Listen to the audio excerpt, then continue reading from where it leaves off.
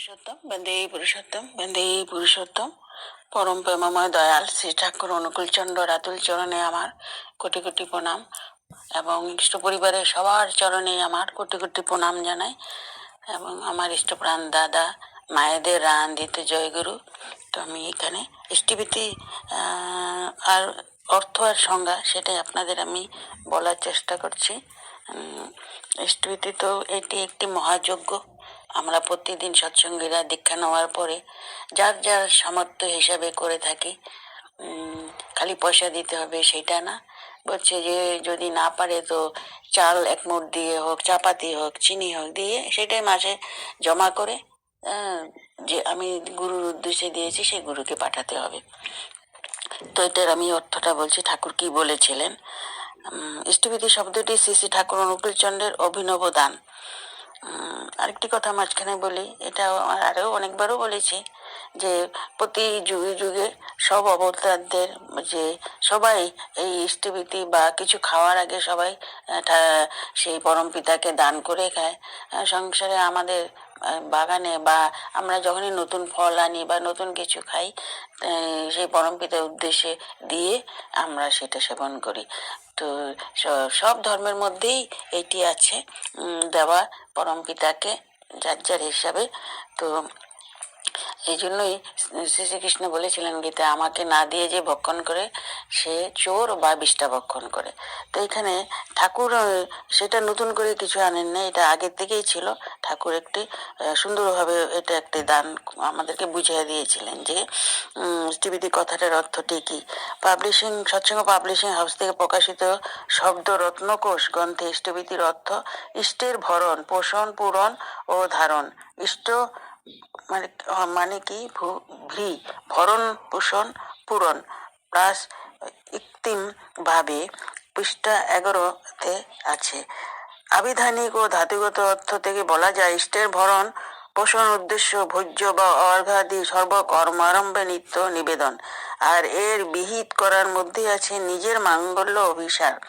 আমাদের নিজেদের মঙ্গলের জন্যই আমরা এই ইষ্টবিধি করে থাকি, ঠাকুরের জন্য না। ঠাকুর তো অঢেল, এই পৃথিবী তো ওনারই সবকিছু দেওয়া।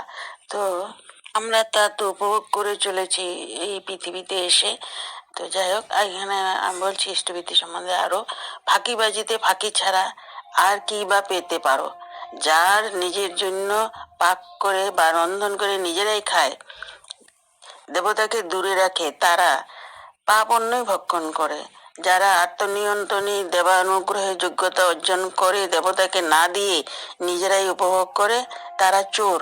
ভগবান গীতায় তাই ঘোষণা করেছেন, ইষ্টান ভোগান হি বো দেবা দস্যন্তে যোগ্য ভাবিতা তদ্রতান প্রদায়িভ্য যো ভিঙ্গতে স্তেন এব সো যোগ্য শিষ্টাশীন সন্ত মুচ্যন্তে সর্বক্লেশ ভুঞ্জতে ঘন পাপা যে পচ্যন্ত আত্মকারণত্ব। আর্য প্রতিমক্ষ 13, 5246 আছে।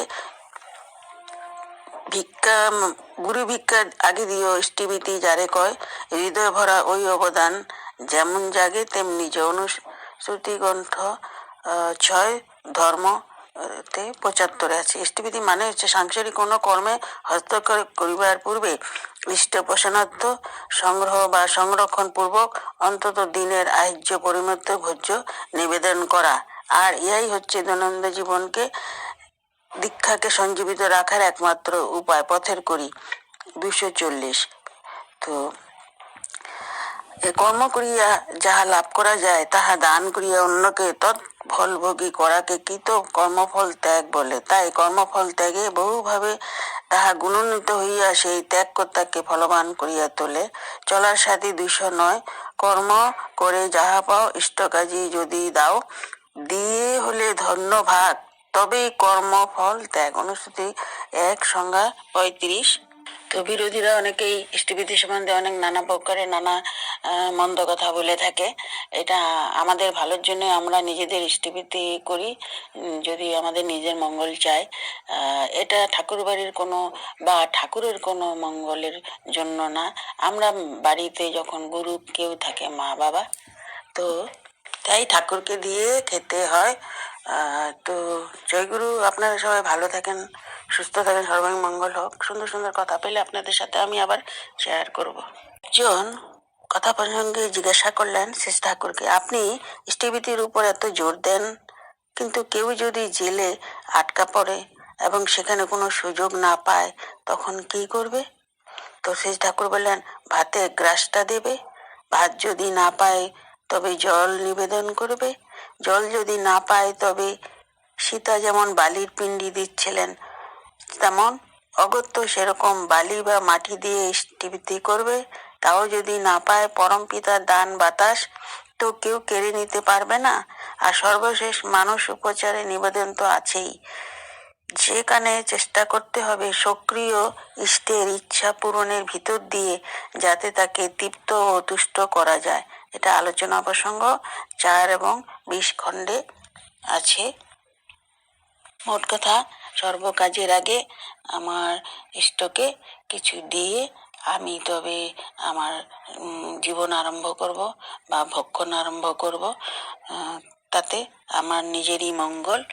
তো তো এবার আচার্যদেব তো আরও সোজা করে দিলেন, বললেন যদি না থাকে পয়সা তবে তুমি চা খাও, তো চা পাতা দিয়ে করো, চিনি দিয়ে করো, বা চাল দিয়ে করো, ডাল দিয়ে করো, যাই সংসারের জিনিস আছে সেটা দিয়েও করতে পারবে। সেটা বেচে সেটাই যা পয়সাটা সেটাই তুমি পাঠিয়ে দিবে, কেন চাল ডাল তো আর পাঠানো যাবে না গুরুর উদ্দেশ্যে। তো এখানে আমি রাখি। আপনাদের সবার মঙ্গল হোক। আরও সুন্দর সুন্দর কথা পেলে আপনাদের সাথে আমি শেয়ার করে দিব।